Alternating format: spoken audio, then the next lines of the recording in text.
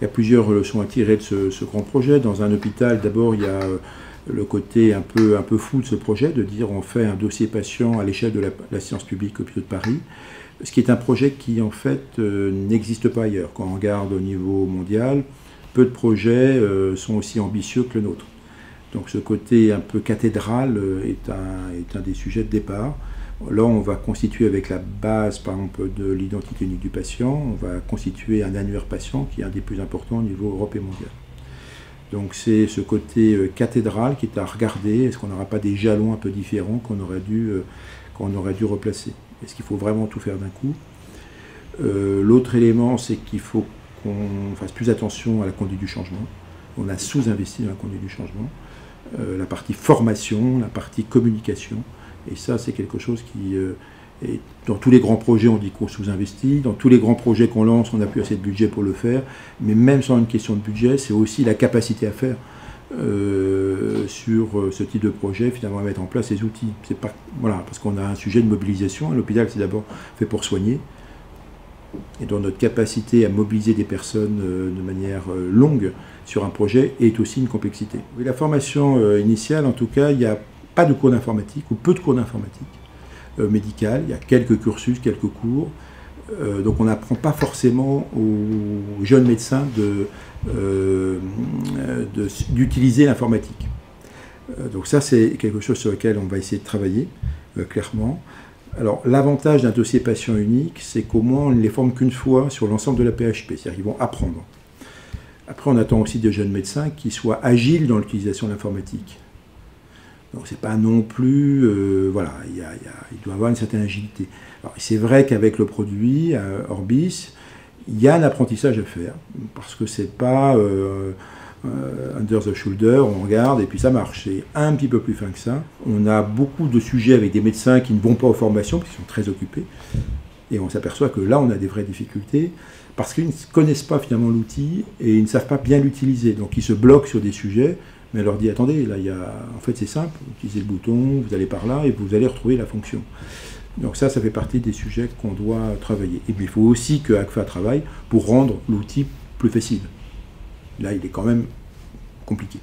Après, sur le choix ou pas d'un éditeur, c'est une question, c'est des questions qu'on se pose tous en informatique. Est-ce qu'il faut aller sur un logiciel, un éditeur du marché, ou est-ce qu'il faut développer ou co-développer avec un intégrateur? C'est une discussion. Je crois qu'il faut le voir au moment où on prend la décision. Est-ce qu'il y a des produits qui sont matures sur le marché ou pas, et prendre sa décision en fonction d'eux. Un retour sur investissement, il est à juger sur la qualité de la prise en charge, le fait de pouvoir accéder au dossier médical immédiatement. C'est vraiment quelque chose qui nous remonte des médecins, des problèmes de santé, en disant j'ai accès enfin à l'information, ce qui facilite grandement la prise en charge. Sur la partie prescription, ça assure une meilleure qualité de la prescription, avec un vrai suivi entre le médecin qui prescrit, le pharmacien qui contrôle et l'infirmière qui administre. Et puis on peut améliorer la qualité de la prescription en faisant en sorte qu'il y ait moins de prescriptions, en la contrôlant mieux en amont là-dessus. Et une meilleure circulation d'informations, un meilleur partage, amener des guidelines aux médecins, ça fait partie des enjeux pour nous d'un point de vue économique. Sur le reste, il y a des effets induits directs, typiquement la dictée numérique et la reconnaissance vocale. Ça peut diminuer, ou en tout cas changer le métier des secrétaires médicales, qui sont moins à frapper les comptes rendus, mais à faire autre chose, ou à accueillir le patient. Là, on déploie un système de rendez-vous en ligne. Si vous avez déjà eu l'occasion d'essayer de prendre un rendez-vous à la PHP, on voit que c'est compliqué. Et là, améliorer, permettre aux professionnels, à un patient plutôt, de prendre un rendez-vous en ligne, c'est effectivement d'abord un service pour le patient, et puis nous, ça nous permet d'affecter les personnels qui étaient sur cette tâche-là à d'autres tâches.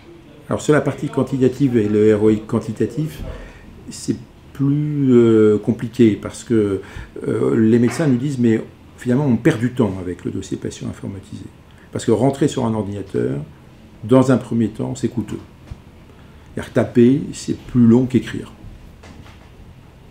Et parce que vous mettez un cadre dans l'informatique, vous êtes obligé de remplir un certain nombre de cases.